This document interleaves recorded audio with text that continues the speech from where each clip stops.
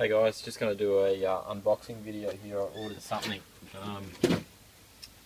on the weekend and it's turned up. I haven't looked in this box yet, so I'll have a look and see what it is. This is Zara, my dog. She's a German Shepherd cross poodle. She's a really cool dog. Come on, get away. Get away.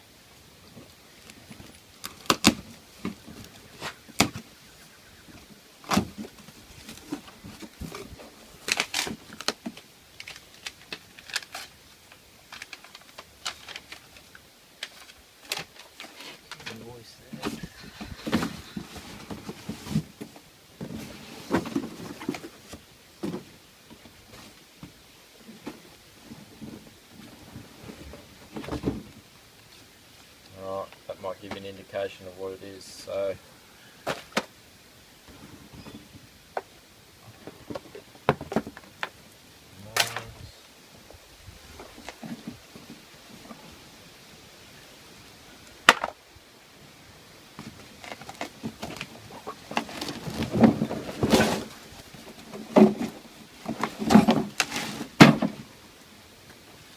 alright, so this is basically the main piece of it.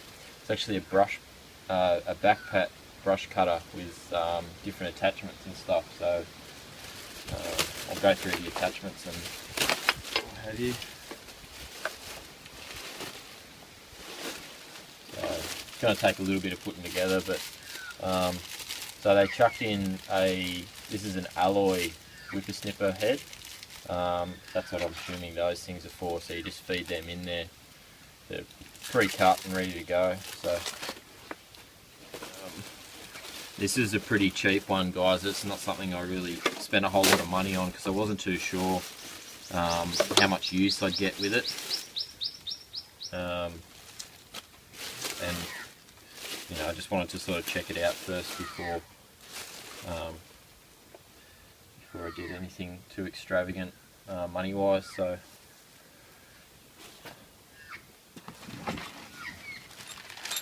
toolkit, another one of the blades. So it come with, it's actually a 10 in one. So they give all these different types of blades. So you've got 3-tooth, 8-tooth, a few other different ones there anyway. It's a mixing container, it's a bump feed head, case for the pole saw, and a chain for the pole saw. So this is the second part of it.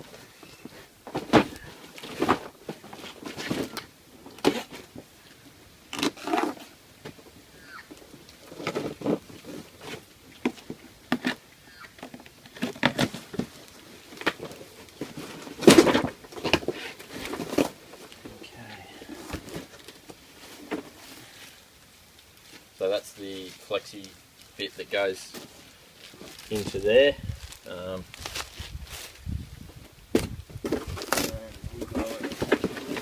So that's a articulated hedge trimmer bit there.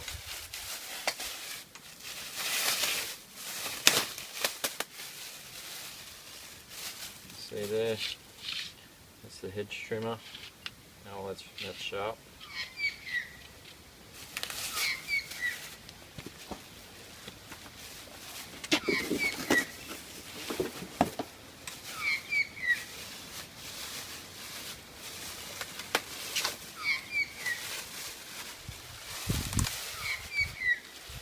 The handle bit, so with your power control and whatever, so I'm assuming that that would go into there, then that attaches to there, and then you attach whatever attachment you want at the time.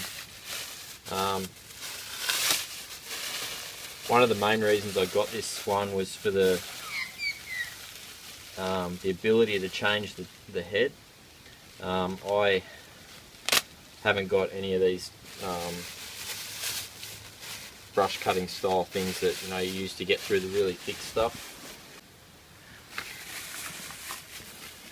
I'm really looking forward to having some. I've got some jobs coming up where I'm going to need them, the different heads. So hopefully it's got some, it's a bit of quality. It's actually a 52cc engine, so it's quite powerful. So I'm looking forward to testing it out.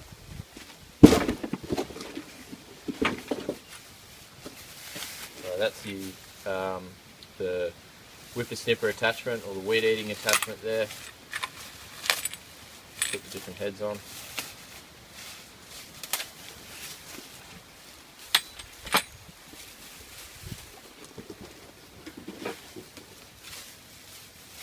That's an extension pole.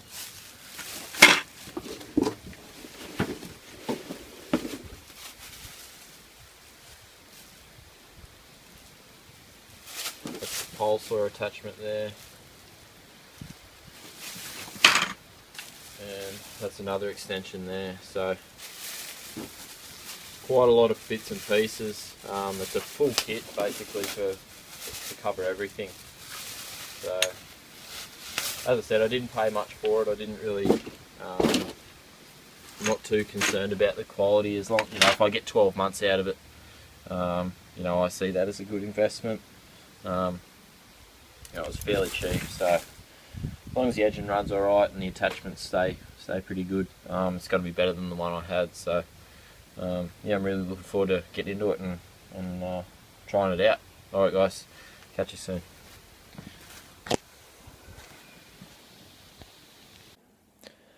Hey guys, Mitch here with Mitch Tasker Lawn Care. So got my backpack multi-tool today. I've put all the bits and pieces together now, so we'll have a look at that.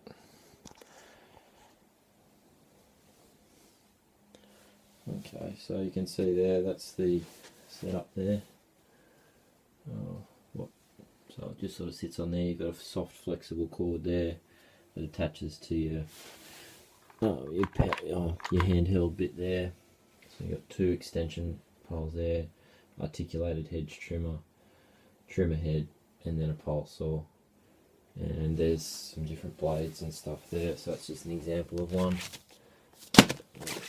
All there. So yeah, it actually feels not too bad as far as quality goes. I haven't started it up yet. Gonna do that tomorrow. It's a bit late at night now to start cranking her up, so hopefully it goes alright, and I might get on video as well and add it all in. So basically because it's a little bit of a cheaper product, I'm just sort of went over the whole machine and just tightened, made sure all the bolts and stuff were tight and checked everything. One thing I noticed, which is good, is the articulated hedge trimmer's actually got a 2 grease nipples, which a lot of them don't. The other one I had no grease nipples, so being able to actually grease the gearbox and stuff like that in something that is maybe a little bit poorer quality is good, because it just means that you're in control of the lubrication of the thing, which is usually what's going to break down in something like that. So you can see here the pole saw's got a thing for the chain lube there as well. Haven't decided whether I'm going to put the guard on that yet. I might try it first without it. Never tried a trimmer without a guard on it, so I'll probably just try it without it first and see how it goes and see how we go. But no, I'm looking forward to the morning and get it up. And backpack's pretty comfortable. It's not very heavy. It's actually quite light, to be honest, which is one of the reasons why I got it. So when I have the big jobs where I'm doing a lot of trimming and stuff, I can just whack that on, and it's probably going to be a bit easier on me. So be good. Try and get some on video, and hopefully it goes alright. But as I said, it only cost me about $350 for the whole lot delivered. So about $60 of that was postage. So if it goes well, last me 12 months, I reckon it's a good deal. Alright guys, thanks. Okay, talk to you soon. Hey guys, I think I found my new best striper. They come up flush. That's with the HRX. Looking good.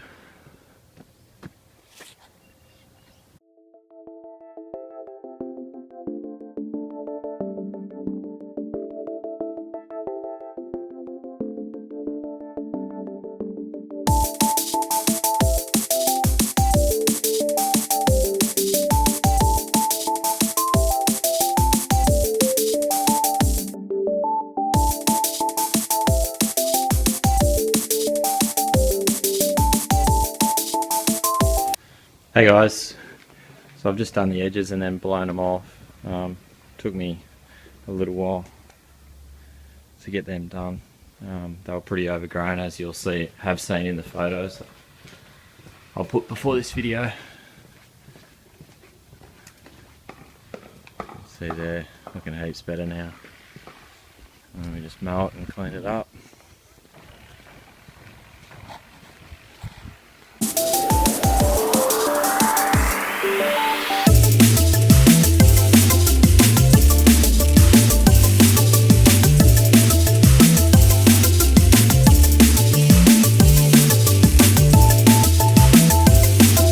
Okay guys, finished result.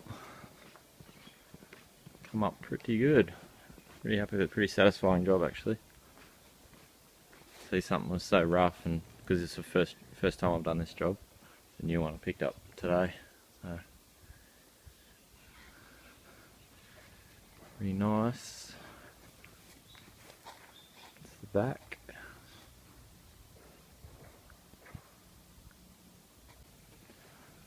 Alright, now we've got the front. You can see that the edge there, so much better. Nice.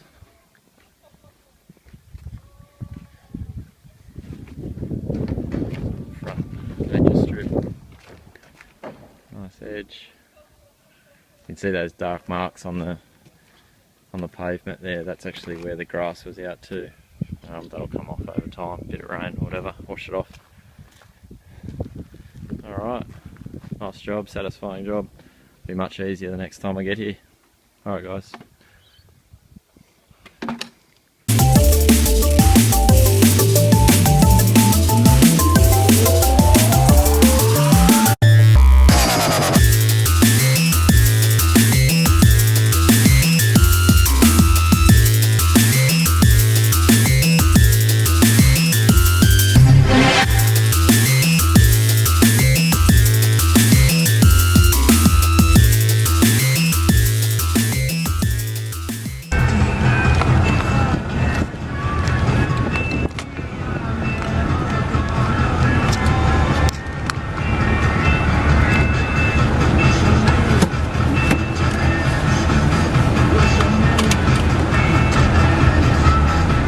Hey guys, just wanted to talk to you about this week that was. It's Friday now, just about lunchtime, just about finished for the week. It's been a all over the place kind of week. Kind of had a bit of everything really. Tripod's working well. I had a funny thing happened yesterday. My muffler actually fell off my Hustler. Now, I didn't get video footage of it, but yeah, it just sort of fell off and didn't really do any damage to it. It's already got holes in it, so it's not really working properly anyway. But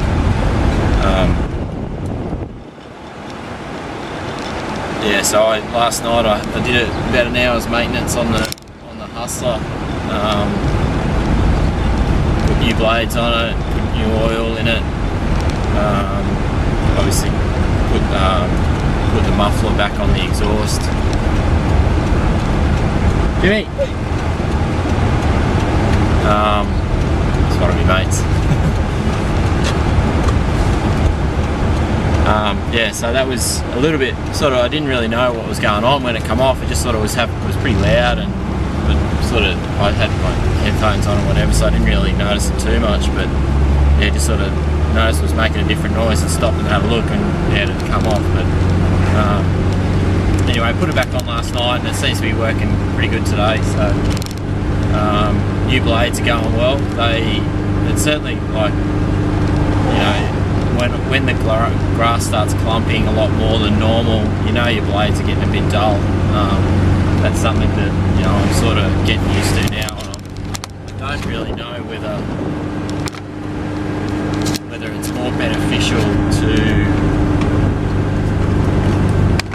sharpen them or just buy new blades. So